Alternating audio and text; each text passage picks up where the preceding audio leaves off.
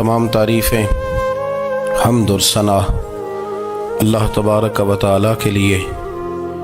दुरूद सलाम नबी अकरम नूर मुजस्सम शफ़ी मुअज़्ज़म अहमद मुज्तबा जनाब हज़रत मुहम्मद मुस्तफ़ा सल्लल्लाहु ताला अलैहि वसल्लम की ज़ात वाला सिफ़ात के लिए हम्द सलात के बाद मुसलमान का ये अक़ीदा है कि हमारा खालिक अल्लाह है, हमारा मालिक अल्लाह, हमारा राज़िक अल्लाह।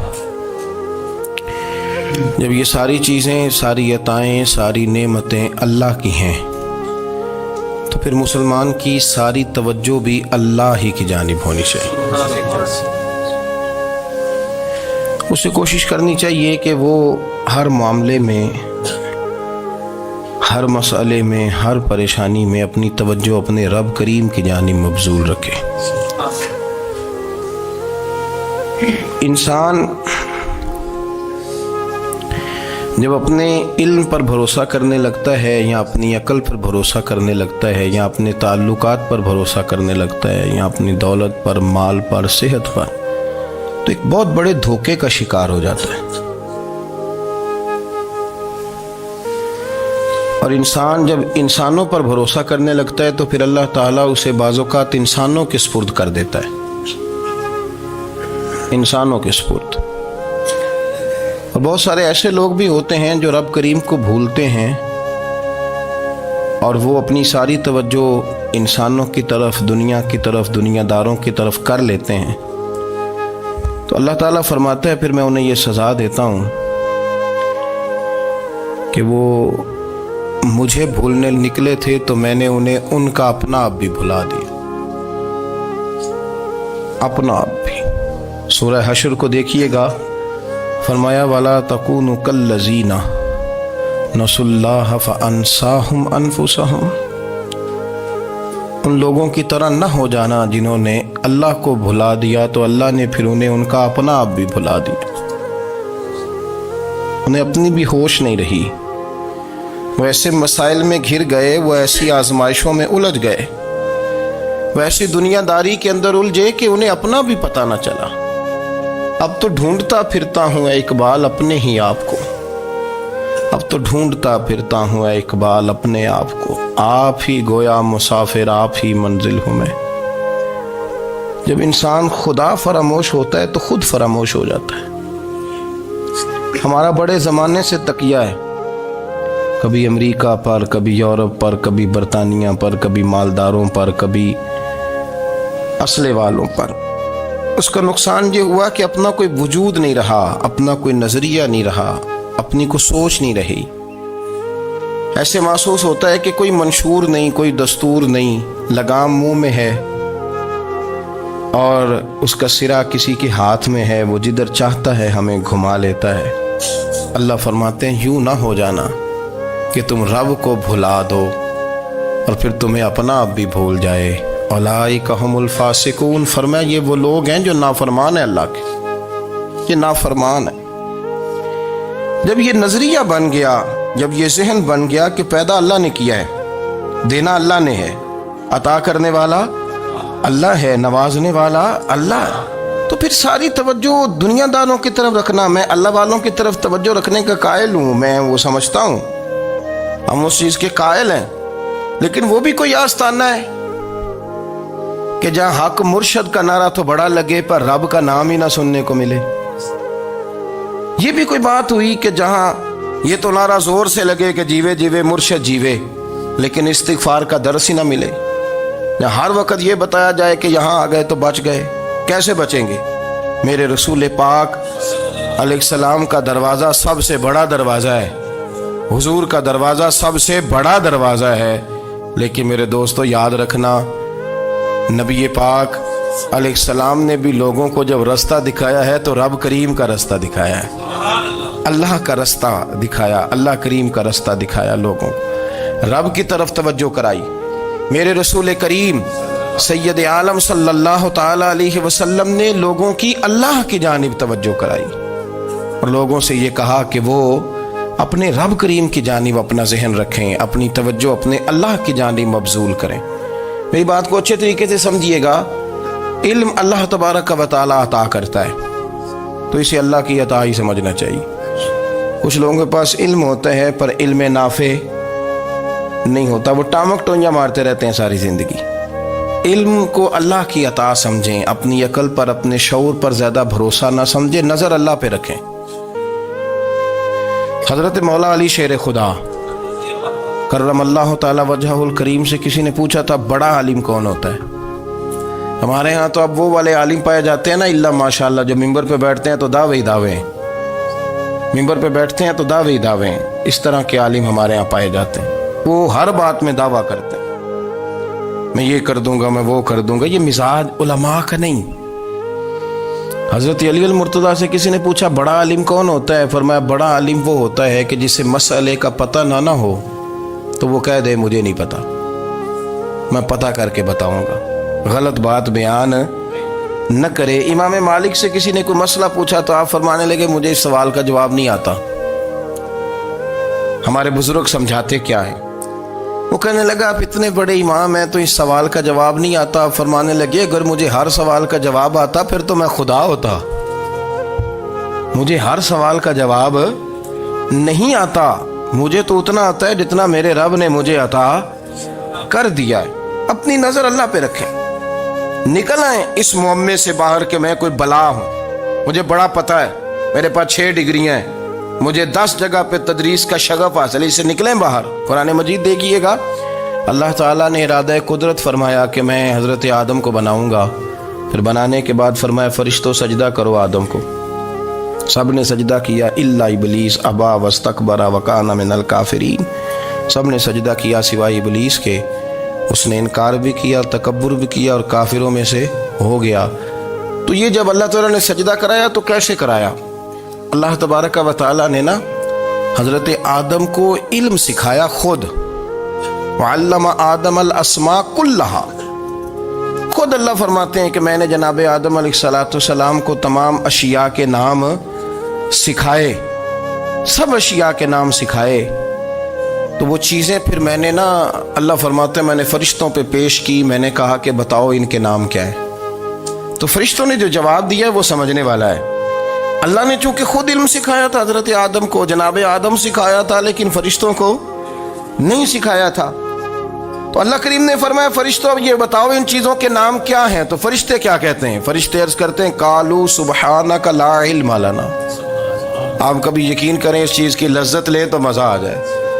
کہا قالوا سبحانک، کہنے لگے تو پاک ہے، قالوا سبحانک، کہنے لگے تو بھئی آدم علیہ السلام کو نام سکھا لیے، پھر فرشتوں کے سامنے وہ چیزیں پیش کر کے کہا ان چیزوں کے نام بتاؤ، تو فرشتے کیا کہتے ہیں؟ کہتے ہیں قالوا سبحانک، تو پاک ہے، لا علم لنا، ہمارے پاس کوئی علم نہیں، الا ما علمتنا، ہمیں تو اتنا پتہ ہے جتنا تو نے ہمیں سکھا دیا، ہمیں تو اتنا پتہ ہے جتنا تو نے ہمیں، لا علم لنا، ہمارے پاس کوئی علم نہیں ہے، اتنا ہی پتہ ہے جتنا تو نے ہمیں سکھا دیا ہے، اس سے زیادہ ہمارے پاس علم، اور یہ کیوں تو نے ہمیں جتنا سکھایا اتنا پتہ ہے۔ فرشتے یہ نہیں کہتے یا اللہ تو زیادہ سکھا، آدم کو دیا تو ہمیں بھی دے، یہ نہیں فرمایا، فرمایا انک انت العلیم الحکیم، اے اللہ تو علم والا بھی ہے اور حکمت والا بھی ہے، تجھے پتہ ہے کس کو کتنا دینا ہے، جتنا تو نے مناسب سمجھا جناب آدم کو دیا، اور جتنا تو نے بہتر سمجھا وہ تو نے ہمیں عطا فرمایا۔ تو اگر آپ کے پاس علم ہے، کہیں نالج ہے، اس کو اللہ کی عطا سمجھیں۔ ہمارے ہاں بہت سارے لوگ بن کے بیٹھ جاتے ہیں، میں اکثر کہتا ہوں کہ پھر وہ دعوے کرتے ہیں میرے علاقے والے جاہل ہیں، میرے شہر والے جاہل ہیں، میرے خاندان والے پڑھے نہیں، یہ آپ کا دعویٰ ہے، یہ آپ کو خراب کر دے گا۔ ہم نے بہت سارے ایسے لوگ دیکھے جو بہت بڑے عالم تھے، لیکن اللہ جب لینے پہ آیا تو عقل ہی لے گیا، شعور ہی چلا گیا، حافظے ختم ہو گئے۔ آپ دیکھتے ہیں بڑھاپے میں کچھ لوگ ایسے ہوتے ہیں کہ جن کو یہ بھی یاد نہیں رہتا کہ میرا نام کیا ہے، میں کہاں ہوں، مجھے کدھر جانا ہے۔ تو اس وقت سے اللہ کی پناہ مانگیں اور اپنی نظر اپنے رب کریم کی جانب رکھیں، اللہ کی جانب اپنی نظر کو مبذول رکھیں۔ دوسری بات، علم کے بعد ایک چیز آتی ہے جس کا نام ہے ہدایت،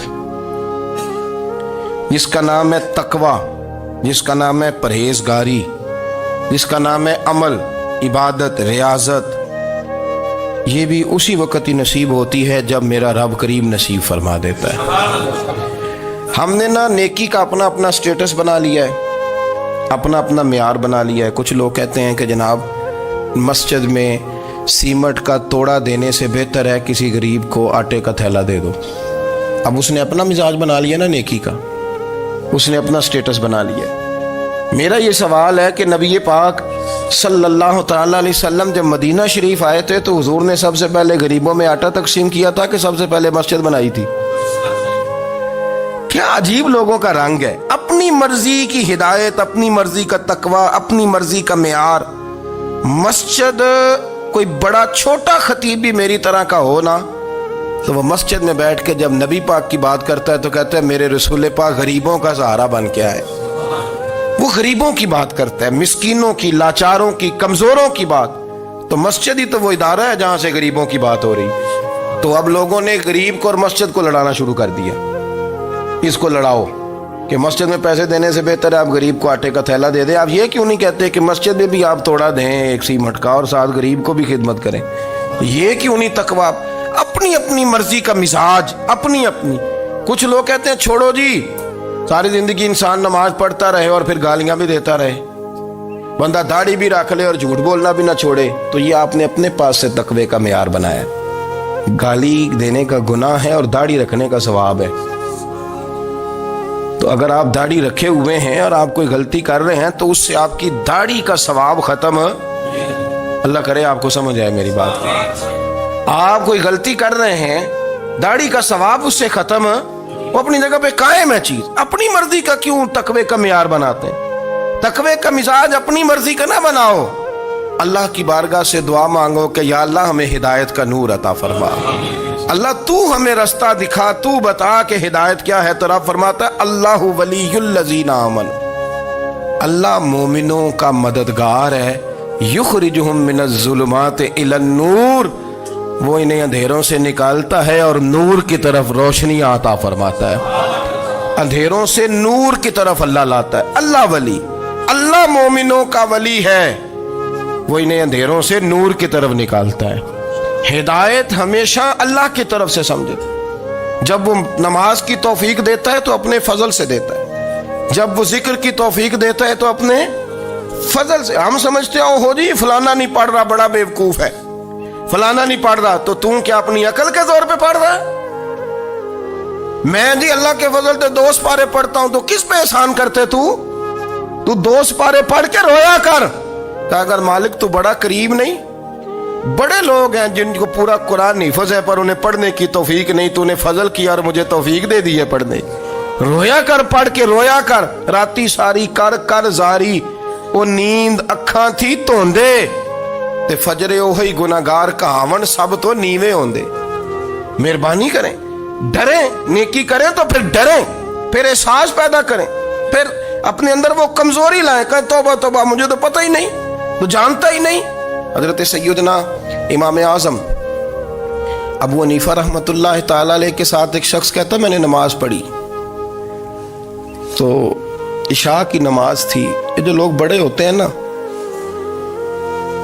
جن کے پیار کرنے والے بڑے ہوتے ہیں، ان کے گرد خوف بھی بڑا ہی ہوتا ہے، انہیں بڑا ڈر لگتا ہے، بڑی بعض اوقات آزمائش ہوتی ہے ان کی۔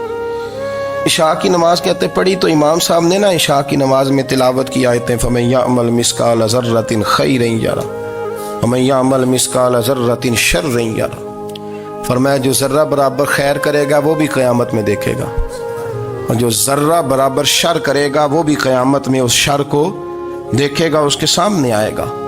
تو وہ شخص کہتا ہے کہ سارے لوگ نماز پڑھ کے چلے گئے تو امام صاحب رحمۃ اللہ علیہ نے اپنی داڑھی پکڑی، رو رہے ہیں، کہتے ہیں وہ ذرہ برابر نیکی کا بدلہ دینے والے، وہ ذرہ برابر شر پہ سزا دینے والے میری سفید داڑھی کو دیکھ، مالک میرے ذرے ذرے سامنے نہ لانا، لوگ تو میری بڑی قدر کرتے ہیں دنیا، میں تو بڑا پہچانا جاتا ہوں، لوگ تو میری راہوں میں پھول لیے کھڑے ہوتے ہیں، مجھے بڑا نوازتے ہیں، قیامت میں رسوا نہ کر دینا، میرے لیے مشکل ہو جائے گی۔ وہ کہتے ہیں میں نے امام صاحب کا درد دیکھا، مجھے کوئی کام تھا تو میں چلا گیا، میں نے کہا کہ وہ اس وقت اللہ کے حضور حاضر ہیں تو میں دوبارہ آؤں گا، کہتے میں تہجد کا وقت آیا تو امام صاحب وہیں بیٹھے تھے اور ان کی داڑھی آنسوؤں سے بھری ہوئی تھی اور زور سے داڑھی پکڑی ہوئی، کہنے لگے مالک رسوا نہ کر دیں، قیامت میں رسوا نہ کر دیں۔ یار جو ہدایت یافتہ لوگ تھے وہ تو ڈرے ہوئے تھے، وہ تو سہمے ہوئے تھے، وہ تو کہتے تھے یہ اس کا فضل نہیں، اس نے بلا لیا، یہ اس کا کرم نہیں۔ حضرت بایزید بستامی کسی کافر کو دیکھتے تو رو پڑتے، کہتے مالک تو کتنا قریب ہے، یہ بے ایمان رہ گیا، تو نے اپنے فضل سے مجھے اپنے نبی کا غلام بنا لیا، وہ رو پڑتے۔ یہاں تو لوگوں کا دعویٰ ہی بڑا ہے، نمازی اللہ خیر فرمائے وہ تو دوسروں کو گھورتا ہے، وہ کہتا ہے جنت کا میں مالک ہوں، کنجیاں میرے پاس ہیں، میں کسی اور کو گھسنے نہیں دوں گا، اور اگر 2-3 حج کر لے تو پھر تو وہ کہتا ہے کہ اب میرے سے پوچھ کے لوگ جنت میں جائیں گے معاذ اللہ، اور اگر وہ 2 4 5 7 دفعہ کوئی نفل پڑھ لے تو پھر وہ کہتا ہے چھوڑیں جی سارے لوگ بے عمل ہیں، میں اکیلا نیک ہوں۔ نہ ایسا کریں، اپنی توجہ اپنے رب پہ رکھیں، اپنی توجہ اپنے معین الملت والدین، عطائے رسول، ہند الولی، غریب نواز، خواجہ معین الدین چشتی، حضرت خواجہ اجمیر، شاہ اجمیر، شاہ اجمیر، والی ہندوستان، آخری عمر میں نا سارا دن روتے گزر جاتا، ساری رات روتے گزر جاتے، ذرا سی کوئی بات کرتا تو رو پڑتے، آنکھیں آنسوؤں سے بھری رہتی۔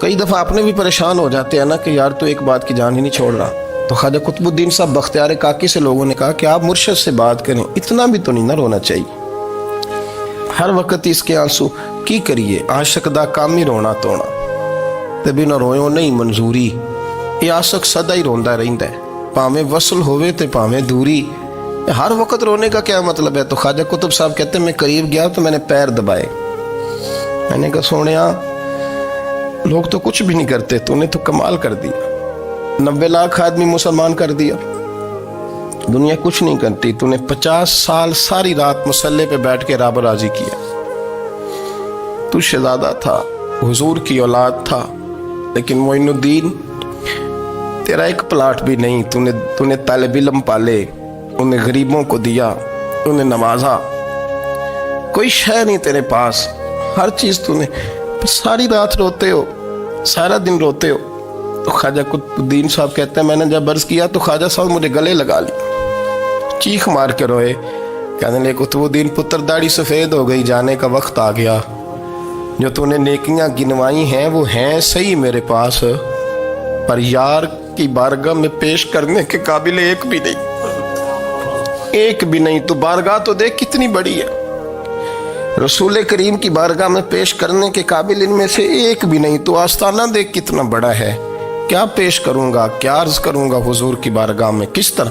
وہ یار جو بڑے تھے وہ تو ڈرے ہوئے تھے، سہمے ہوئے تھے، وہ تو بڑی آزمائش میں تھے، لیکن میرا اور آپ کا رٹا 2 نمازیں پڑھ کے 6 نمازوں کا دعویٰ کرنا اور لمبی چوڑی کہانیاں بنانا اور اپنے منہ سے اپنی تعریفیں کرنا، اس سے تھوڑا باہر آئیں۔ رزق بھی میرا اللہ ہی دیتا ہے، علم بھی اللہ دیتا ہے، رزق بھی۔ بڑے بڑے فقیروں کو مالدار ہوتے دیکھا، بڑے بڑے مالداروں کو فقیر ہوتے دیکھا، بڑے بڑے، میرے ایک بڑا سخی قسم کا سجن ہے، بڑا پیارا ہے، میں اسے سخی مانتا ہوں، میں نے اپنی پریشانیوں کے دنوں میں بھی اس شخص کو سخی دیکھا۔ ایک دن رات کو مجھے ٹیلی فون کر کے کہنے لگا کدھر ہو؟ میں نے کہا میں گھر ہوں۔ نہیں اکثر سفر میں ہوتے ہو نا؟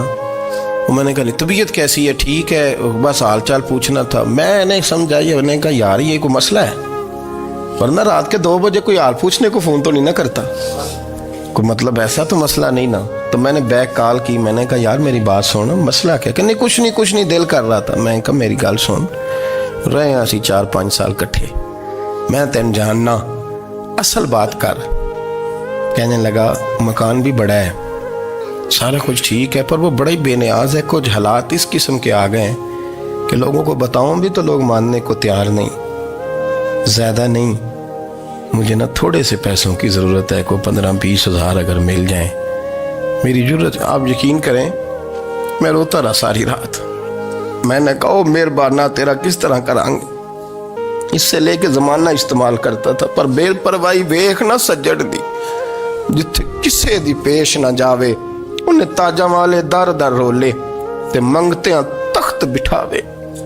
सजना किसी नूं घर आ मिलदा ही, कोई काबे खाली आवे। वल्लाहु खैरुर राज़िकीन, वो कहते तू दाएं बाएं ना जा, रिस्क तो तुझे मैं दूंगा, मैं हूं बेहतर रिस्क देने वाला। बड़े बड़े बादशाह, बड़े बड़े शहनशाह, बड़े बड़े लोग, हाथों में कासे, फकीरियां। उम्मे रबिया क्या करती थी, बड़ी नेक और साले खातून थी। वो कहती हैं कि मैं ना बड़े अमीर आदमी की बीवी थी, अपने शौहर के साथ छत पे बैठी थी तो नीचे फकीर मांगने वाला आया। उसने बड़े दर्द से सदा की तो मैंने अपने शौहर से कहा कुछ दे दे। कहा दफा कर, इन लोगों ने धंधा बनाया हुआ है। कहती मैं मेके से भी बड़ा माल लेके आई थी, मेरे माँ बाप बड़े अमीर थे, तो मैंने ना चोरी अपने खामा से नज़र बचा के बाथरूम जाने के बहाने गई और नीचे जाके 5 दिनार मैंने उस फ़कीर की हथेली पे रखे। कहते उसने 5 दिनार देखे, फिर मेरी तरफ देखा तो मैंने उसकी आंखों में आंसू चमकते देखे। कहने लगे बीबी रब तेरा भला करे, मैं 3 दिनों का भूखा हूँ। कि वो चला गया, मैं घर आ गई। जब बाहर आई तो मेरा शौहर कहने लगा तू इतनी अब इतनी तू तेज हो गई है और तू इतनी खुद मुख्तार हो गई है, मेरे बगैर पूछे माल खर्च करेगी, जा तुझे 3 तलाकें। कहती मैं बालदार और वजादार बाप की बेटी थी, तलाक लेके घर आई तो मेरा बाप टूट गया, चारपाई पे चला गया। ओहो ये क्या बन गया। कहती बड़ी तकलीफ रही। 1-2 साल के बाद मेरे अब्बा ने मेरी शादी कर दी। अब जिस शौहर के पास गई वो बड़ा नेक था, परहेजगार था, अल्लाह ने बेहतरीन सिला दिया। कितनी छत पे बैठी थी, दरवाजे पे फकीर आया, मैंने शौहर से कहा कुछ दे दूं। कहने लगा 5 ना देना, 15 देना, 20 देना, मैं फकीर हूँ, मैंने फक्र से दौलत देखी है, इसे खाली ना लौटाना। कहती है कि मैं नीचे गई और जब मैंने उसकी तरफ दिनार बढ़ाए तो मेरी चीख निकली, पैसे फेंक के मैं बेहोश होके गिरी। मेरा शौहर ने आके उठाया, अंदर ले गया, पानी मुंह पे छिड़का। कहने लगा तुझे क्या हुआ। कहने लगी ये जो मांगने आया ये मेरा पहला शौहर था, वही था जो कहता था कि तू 5 दिनार दे आइए, जा तुझे 3 तलाकें। पढ़ो ना हदीस पाक, मेरे नबी पाक अलैहिस्सलाम ने फरमाया एक बंदा गंजा था। गंजा कोई तरतीब आगे पीछे हो जाए तो मफहूम के लिहाज से, लेकिन मैं मफहूम उसका वाज़े करता हूँ। एक गंजा था, कोई शय नहीं थी, सर पे बाल भी नहीं थे, रोया करता था। अल्लाह ताला ने फरिश्ते को भेजा, तुझे क्या चाहिए। तो कहने लगा बाल आ जाए और थोड़ा माल आ जाए। फरिश्ते ने हाथ फेरा तो बाल भी आ गए, तो बकरियां भी आ गईं, लाइनें लग गईं, माल ही माल हो गया। दूसरे के पास गया, वो कोड़ा था, उसको जाके कहा क्या चाहिए। कहने लगा शिफा हो जाए और कुछ अल्लाह ताला आसानी कर दे। शिफा भी हो गई, गायें भी दे दी, भैंसें भी दे दी, माल ही माल हो। फिर एक के पास गया, वो अंधा था, तुझे क्या चाहिए। उसने कहा आंखें मिलने और कुछ साथ अल्लाह माल दे दे। ऊंट ही ऊंट हो गए। जब बड़ा नवाज दिया तो फिर मालिक ने इम्तिहान लेने का इरादा किया। यारी तेरी सोना है पर आजमाइशां भी तेरियां अग, आजमाइशां तेरियां, सही कह रहा हूँ, आजमाइशां तेरियां, यारी तेरी सोना है पर आजमाइशां तेरियां। ये सोना परखिया जामदा ही पहलो ना लगा दे लग।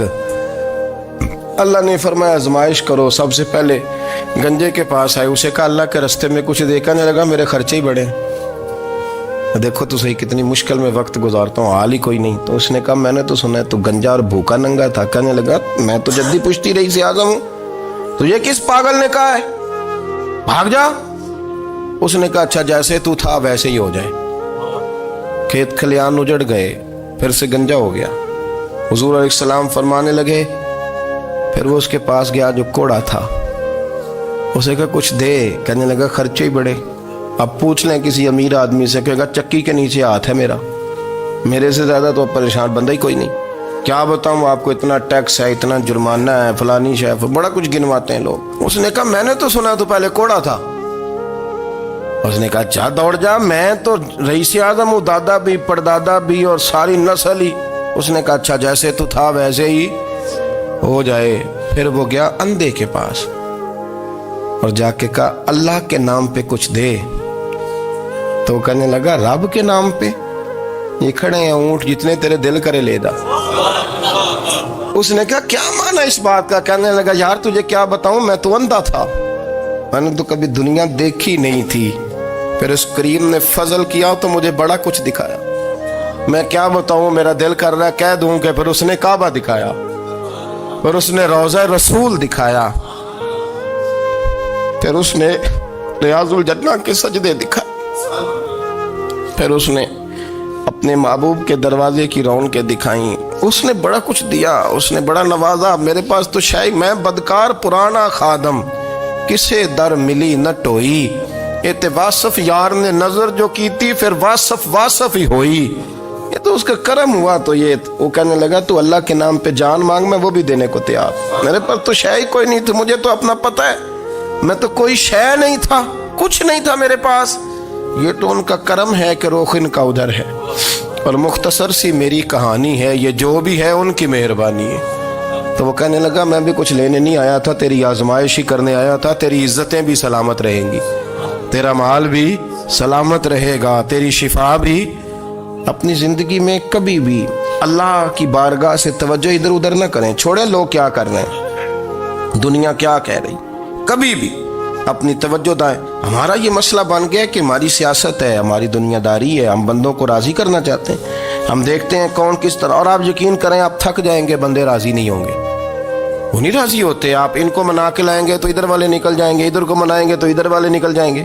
اس چکر سے باہر آئیں، اس رب کو راضی کریں جو فرماتا ہے ان الذین آمنوا وعملوا الصالحات سیجعل لهم الرحمن ودا۔